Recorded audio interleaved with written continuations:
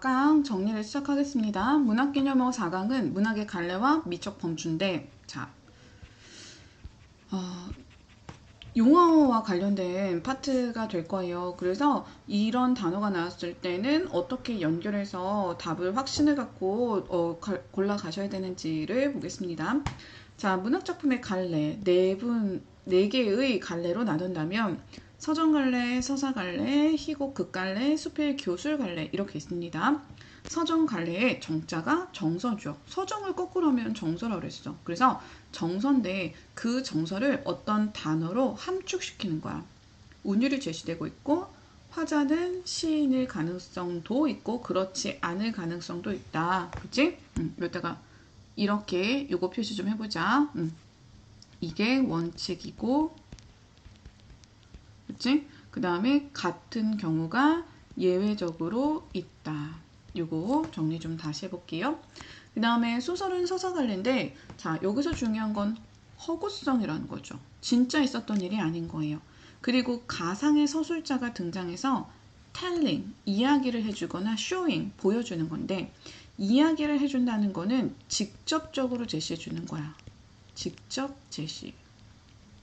그 다음에 showing, 보여준다는 건 뭐냐면은 인물의 행동과 말을 통해서 간접 제시를 하는 거야. 그러니까 서술자가 등장해서 이 콩쥐는 너무 착한 아이예요. 이렇게 말하면 직접 제시지만 콩쥐의 행동과 말을 통해서 우리가 어머 쟤는 착한 애구나 라고 생각하게 한다면 그건 쇼잉이 된다는 거죠. 연습 충분히 하실 거고 매우 중요한 파트입니다. 대화 묘사를 통해서 서술한다. 이게 그래서 텔링이 되는 거고 그 다음에 요게 그래서 쇼잉이 되는 거다. 이렇게 자, 그 다음에 희곡 역시 뻥이야. 허구적인 이야기야. 대신에 서술자가 없다는 게 소설가의 차이점이야. 그러다 보니까 서술자가 직접 말해줄 수 없어. 인물들의 행동과 말만 간접 제시, 쇼잉만 가능하다. 차이점이죠. 그래서 요 둘을 비교하는 문제가 간간히 나오고 고1을 지내보신 분들은 고1 때 이게 나왔었다는 거 고1을 지내실 분들은 요 파트 신경 쓰셔야 됩니다. 수필, 사실적이다. 그러니까 얘는 허구가 아니다라는 거지. 그래서 글 속에 나가 글쓴이하고 일치돼요. 인생의 교훈을 준다. 교훈성을 가지고 있고요. 주제가 비교적으로 직접적이다. 그래서 교훈을 좀 직접 제시하는 그런 성격이 있다. 그래서 교술갈래가 어려운 사람들은 교훈을 서술한다 이렇게 좀 생각을 하셔도 돼요. 교훈을 직접적으로 서술한 갈래인가? 이렇게 이해하셔도 단어를 외우시기 편하다는 거야. 자, 그 다음에 미적 범주 볼게요. 미적 범주는 우아미, 숭고미, 비장미, 골개미 이렇게 있는데 자, 우아미에 그냥 밑줄만 좀 쳐볼까요? 대상과 좋아하는 가치에 순응하는 태도다. 숭고미는 대상과의 조화를 추구하는 태도고 이건 좌절될 때 이거는 존중하지 않고 추락시킬 때 근데 너무 추상적이고 관념적이고 이해가 쉽지가 않죠. 이렇게 말하면은 그치? 그래서 어떻게 할 거냐면 자 우아미는 자연을 바라봤을 때 우와 아름답다 끝이야. 우와 아름답다 끝이야. 다시 부르고 우와 아름답다. 이렇게 외워 진짜로. 이게 끝이야. 정말이야. 우와 아름답다. 그래서 자연을 바라봤을 때 그냥 그 자체의 아름다움을 묘사한다든지 아니면 비유한다든지 할 때 그걸 우아미라고 하는 거야. 자, 숭고미는 어떤 자연을 바라봤어. 근데 그 자연물 속에서 가치라든지 교훈이라든지 아니면 이념이라든지 이런 걸 파악해. 그러니까 이런 거는 뭐야? 일종의 상징적인 이미지. 그러면 이거는 숭고미가 될 수 있다는 거지. 비장미는요. 슬픔이야. 내가 원하는 걸 좌절당했을 때 슬픔. 그치? 아니면 내적 갈등 이런 것들. 그 다음에 존중하지 않고 추락시킬 때 그러니까 탐관오리는 조선시대 때 존중받아야 될 존재인데 이 존중받아야 될 존재를 이렇게 바보라고 추락시킨 거야. 그럼 어떤 효과가 있냐면 재미있어. 통쾌하고 재미가 올라가. 그런데 문학에서 이렇게 재미있는 부분을 우리가 뭐라고 말하냐면 해학과 풍자라고 합니다. 그래서 해학적이고 풍자적이면 골개미가 있다. 이렇게 보실 수가 있습니다. 자, 그 다음에 순수 참여 목적시 주지적인데 오타네요. 주지적, 주정적 이렇게 보시면 자, 순수시는 순수한 정서를 드러내서 순수시야. 그러니까 얘는 어때? 꽃의 아름다움을 통해서 그냥 순수함을 나타내는 거지. 근데 참여시나 목적시는 요 현실에 참여하거나 현실에 참여할 것을 목적으로 두고 있는 시예요. 다시요. 얘네들은요. 그 현실에 대한 비판적 인식 같은 걸 가지고 있어요. 그래서 비판하거나 아니면 잘못된 현실을 지적하거나 뭐 이런 내용 요소가 있습니다. 그래서 보시면 참여시는 독재라는 현실에 대해서 비판하고 있는 거야. 확인이 되겠어? 독재는 안 좋은 거지? 그 다음에 지식이 없는 대중은 비판받아야 되겠지? 공부 좀 해야 되겠지? 세상을 바라보는 눈을 갖추려면은 그 다음에 문학은 사회를 공산화시키려고 만들어. 그러면은 그 사회를 공산화시키려고 만들어. 이거는 이런 목적을 가지고 쓰는 사람들이 있어. 근데 이거는 아무래도 좀 박스를 쳐볼까? 이거는 우리나라 문학작품에서 많이 나타날 수는 없겠지. 그래서 저랑 이렇게 요런 두 가지 정도를 잘 기억해 놓읍시다. 이런 것들이 많이 나온다. 이런 내용의 시가 없는 건 아니지만 우리나라 상황상 많이 나올 수는 없다. 주지적, 모더니즘적이고 이미지즘적이고 주정적 이런 정서가 있는데 주지적할 때 지는요 좀 뭐랄까 이성적인 거예요. 이성적인 거. 그러다 보니까 모더니즘은 이런 비판이나 성찰 같은 이성적인 인식을 요구해. 인식적인 태도지. 인식적인 태도야. 근데 주정적은 정서적이라는 거야. 정서 중심이야.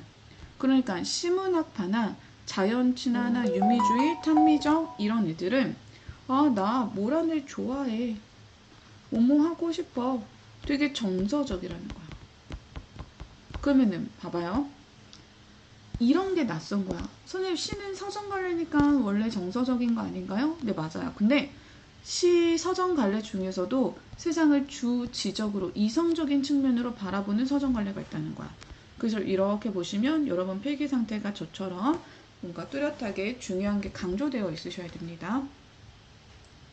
자, 그 다음에 4분 갈래. 자, 문학작품은 4가지 종류이다.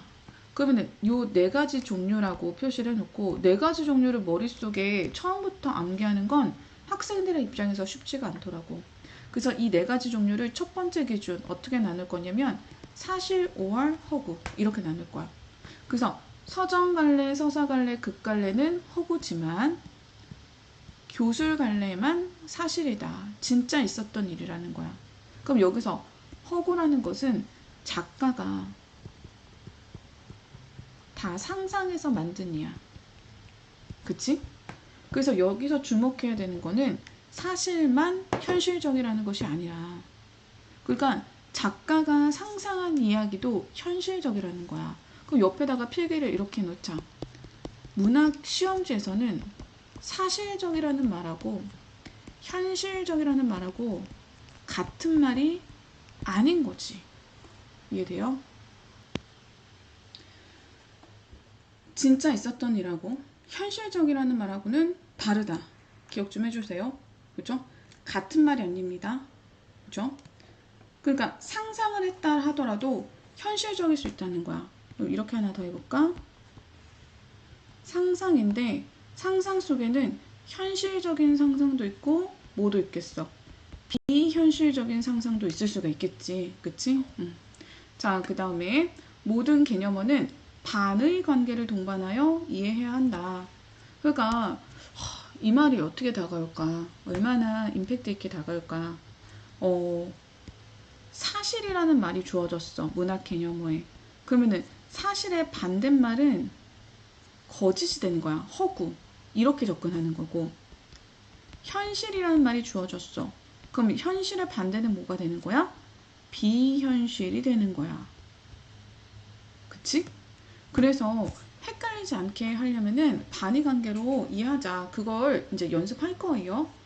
상황을 직접적으로 말하는 방식과 간접적으로 보여주는 방식이 있다. 자, 그럼 다시 상황을 제시하는 방법에는 직접적인 것과 간접적인 방식이 있다. 아까 위에서 텔링과 쇼잉 보셨던 거 있죠? 그걸 말하는 거예요.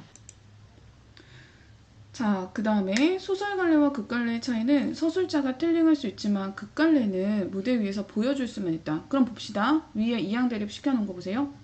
이 소설갈래와 극갈래는 뭐가 되는 거야? 얘네 둘은 이렇게 묶어볼까? 허구적인 애들 중에서 소설갈래와 극갈래는 텔링할 수 있지만, 그치? 근데 극갈래는 다시 어떻게 나눠주는 거야? 쇼잉만 가능하다. 그래서 자, 그래서 말하기 기법에서 말하기라는 것은 서술자가 성격 심리 상황을 말해주는 건데 그 성격 심리 상황이 누구의 것이냐면 인물의 것이라는 걸 보여주셔야 돼요. 그러면 보여주기에서 보여주기란 이런 서술자가 인물의 성격이나 심리나 상황을 말해주는 게 우리한테 직접 말해주는 게 아니라 대화나 표정, 행동으로 보여주는 것이다. 그래서 문학 개념에서 방금 성격 심리 상황을 서술자가 말하는 경우가 있는데 그걸 직접 제시라고 배웠어. 그럼 우리는 인물의 행동을 통해 직접 보여줬다라는 표현을 쓸 수도 있어. 한국어로는 가능해. 그런데 개념어는 규칙과 약속에 의해서 선언되어 있기 때문에 이렇게 말하는 게 불가능하다는 거야. 어떤 행동을 통해 끊고 직접 제시했다는 건 말이 안 된다는 거야. 행동을 통해라는 말 자체가 뭘 함축하고 있는 거야? 이게 이제 간접 제시라는 거야. 근데 직접 제시했다는 간접 제시를 직접 제시라고 거짓말해서 말하는 거기 때문에 이거는 X선지가 된다는 거야. 그러니까 한국어 이게 말 되는 거 아니야? 이런 말도 가능한 거 아니야? 이렇게 생각하는 거랑 개념어, 공부의 의미망은 다르다. 굉장히 중요한 표현입니다. 미적 범주. 자, 1차 반응점. 미적 범주는 우아미, 즉 긍정적인 현실 인식 중에서 자연 친화에서 주로 쓰인다. 왜? 자연을 아름답게 보는 거라 그랬잖아. 그럼 자연 친화적인 시에는 뭐가 있느냐? 목가적인 거. 목가가 뭐냐? 목장 생각하세요. 양떼 목장 같은데. 목장 같은데 가면 화려한 게 아니라 소박하죠. 그 다음에 어때요? 평화롭죠. 막 더러워요. 이러면 안 돼. 그 다음에 전통적인 아름다움을 예찬한다. 자, 그래서 깊은 산 허리에 자그마한 집을 짓자. 텃밭에는 파고추, 둘레에는 돈부도 심자. 되게 자연 친화적이죠. 그 다음에 여기는 전통적이죠. 자줏빛 호장, 저고리에 동정이 밝게 빛난다고 하고 있으니까 순구미는요, 경건, 위대, 교훈 같은 데서 많이 쓰인대요.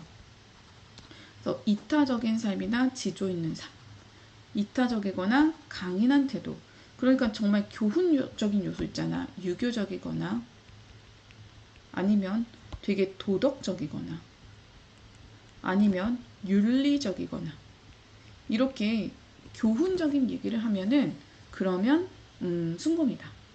청선은 어찌하여 망고에 푸르르며 유수는 어찌하여 주어에 그치지 않는가. 이게 이황의 도산12곡이라는 작품인데 이황은 이 작품 속에서 자연처럼 어떻게 살자? 불변의 자세로 살자라고 노래를 한대요. 불변적 자세.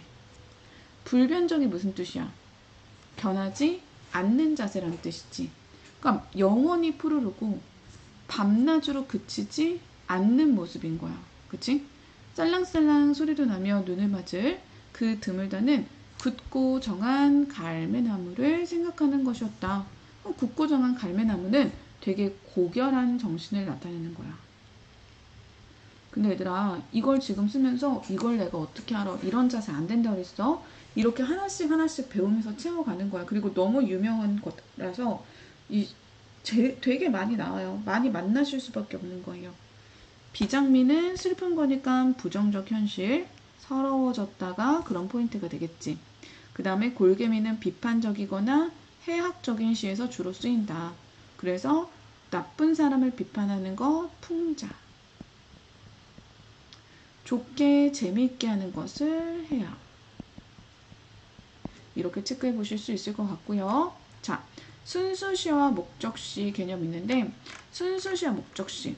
순수시는 작품 밖의 현실 세계를 변화시키려는 목적이 없어요. 왜? 그러니까 상황의 지속인 거야. 왜? 왜일까? 그냥 그 자체로 순수하고 너무 좋으니까 바꿀 이유가 없는 거지. 자, 그래서 순수시의 반대말은 타락시가 아니다. 목적시이다. 그러면 목적시의 개념은 뭐겠어? 변화시키려는 목적이 있는 거겠지. 얘는 작품을 통해서, 문학을 통해서 변화시키려는 의도나 목적이 있는 거다. 순수시는 그런 목적이 없다. 됐어?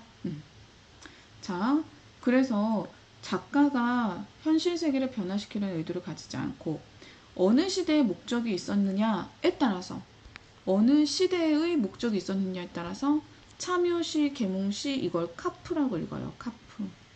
카프, 주술시 등으로 나뉜다. 주술시는요, 고대 시대에 왕의 강림을 위한 목적, 대표적인 작품으로 뭐가 있어요? 구지가 같은 게 있는 거예요. 거북아 머리를 내어라. 그렇지 않으면 구워서 먹으리. 지금 거북이가 우두머리를 내어놓지 않는 상황인 거예요. 그래서 머리를 내어놓으라고 위협하고 협박하고 있는 거죠. 자, 그 다음에 구한말 계몽시. 우리 민족의 근대화를 목적으로 하는 거야.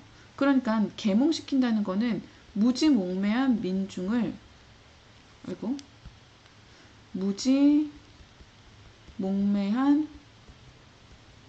민중들을 깨우치고자 하는 의도를 가지고 있는 작품들이다. 그 다음에 일제강점기에 공산주의를 만들겠다는 목적의 카프 시인들이 있었어. 근데 얘들아, 이렇게 두 개 묶어서 얘네들은 빈출되진 않아요. 그럼 빈출되는 건, 확실하게 나오는 건 요거랑 요건데, 독재시대에 독재 정권을 없애고 우리나라를 민주화시키겠다는 목적인 거겠지. 그치? 자, 그래서 작가가 독자에게 어떤 시대의 모습을 전달하느냐에 따라서 고대, 구한말, 일제, 독재 이렇게 있겠다. 그러면 일제시대에 왜 공산주의를 표방했냐면, 이때 공산주의라는 건 말이 좀 오해를 시킬 수 있는데, 봐봐, 일제강점기 때는 북한으로 나눠지기 전이야. 사회주의야. 그러면 공산주의, 사회주의라는 거는 어떤 그 빈익빈 부익부 세계가 없는 세계지. 빈익빈 부익부를 없애겠다는 거야. 다 같이 일해서 다 같이 나눠 먹자는 거니까 이걸 지양하는 거야. 그치? 이게 근데 현실적으로 힘들어. 주정시는 당연한 시의 속성이다. 가슴으로, 마음으로 쓴 시기 때문에 좋고 싫고 이런 정서를 드러내는 거야. 그치? 주지시는 특별한 시의 속성이다. 얘는 머리로, 이성으로 쓴 거다. 그러니까 옳고 그름에 대한 표현이다. 옳고 그림이 아니라 그름인데 못하네요. 존재의 본질에 대해서 철학적으로 고찰한다. 특정 정권에 대해 옳지 않음을 고발한다. 고찰한다, 고발한다 이런 표현이 나온다는 거야. 그래서 여기서는 꽃에 대한 개인적인 정서를 노래한 게 아니라 많은 존재들은 소중하다라는 김춘수의 꽃이죠. 그 다음에 폭포가 떨어지는 모습을 통해서 뒤집어 놓자. 독재 정권에 저항하자, 항거하자라는 인식을 얘기하는 거래요. 자, 뒤에는 이제 문제가 진행되기 때문에 문제를 좀 앞에 보시면서 표시해 보시고 이해 안 되는 게 있다면 저한테 꼭 질문을 해주시길 바랍니다.